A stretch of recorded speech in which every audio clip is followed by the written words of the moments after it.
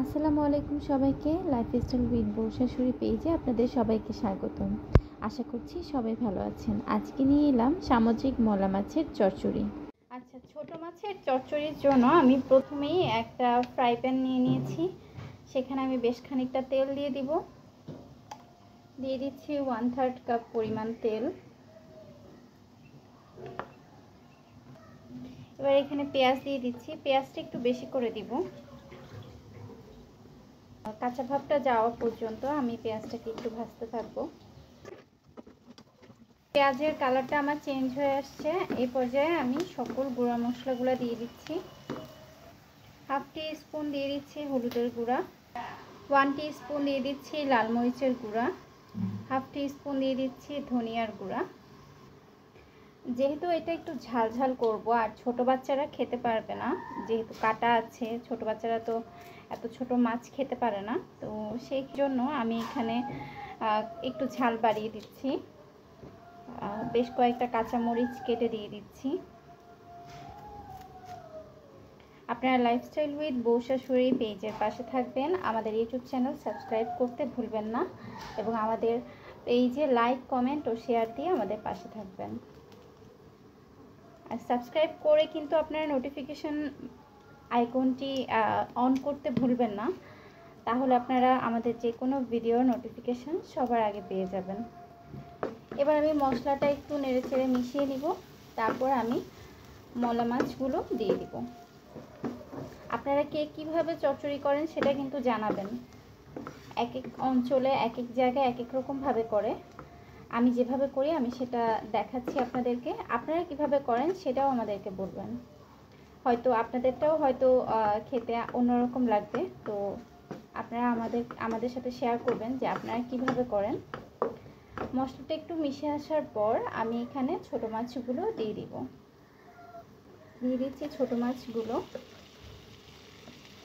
এগুলো আমি ভালো করে ধুয়ে নিয়েছি আর হলুদ লবণ দিয়েও কিন্তু ধুয়েছি।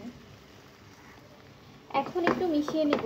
কিছুক্ষণ পর এই মাছগুলো তো খুবই নরম থাকে, সেই জন্য এগুলো ভেঙে যাওয়ার চান্স খুব বেশি থাকে।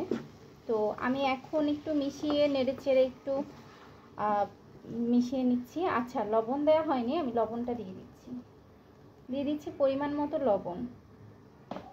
এখন একটু মিশিয়ে আমি এভাবে করে একটু ছড়িয়ে ফ্রাই প্যানের মধ্যে একটু ছড়িয়ে দিব, যেন সেটা চচ্চড়ি হতে পারে।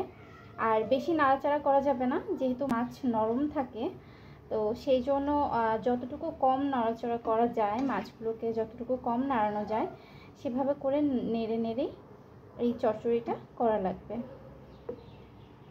একটু বড় ফ্রাই প্যান নিলে সুবিধা হয় কি, যে আপনার সব জায়গায় মাছগুলোকে আপনি সুন্দর করে বিছিয়ে দিতে পারবেন।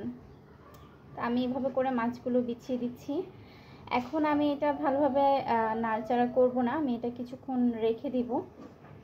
চুলার আঁচটা থাকবে মিডিয়াম টু লো। এই অবস্থায় এটা ভাজা হতে থাকুক কিছুক্ষণ। তারপর যখন এটা আমি বুঝবো যে নিচের দিকে একটু লালচে ভাব হয়েছে বা একটু মুচমুচে হয়েছে, তখন আমি এটা আলতো করে এটা উল্টিয়ে দিব। আমি কিন্তু বেশ কিছুক্ষণ পরে উল্টিয়ে দিচ্ছি। আলতো হাতে নিয়ে তারপর উল্টিয়ে দেওয়া লাগবে। এগুলো কখনো আপনি তাড়াহুড়াই করতে পারবেন না। তাড়াহুড়াই করতে গেলে মাছ তো এমনিতেই নরম, কিছু তো ভাঙবেই, আরও বেশি ভেঙে যাবে।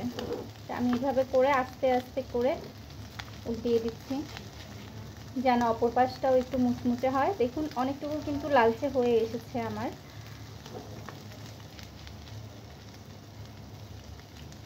আলতো হাতে আমি উল্টে পাল্টে দিচ্ছি।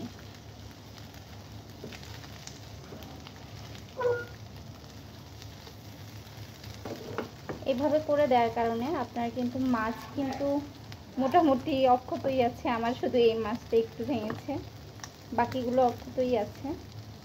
আপনারা এই বিশেষ করে ফ্রাই প্যানে করার চেষ্টা করবেন, আর একটু ছড়িয়ে দেওয়ার চেষ্টা করবেন। একটু বড় ফ্রাই প্যান নেবেন, তাহলে ছড়িয়ে দিলে আপনার মাছ ভাজা হবে এবং একটা উল্টিয়ে দিতেও সুবিধা হবে।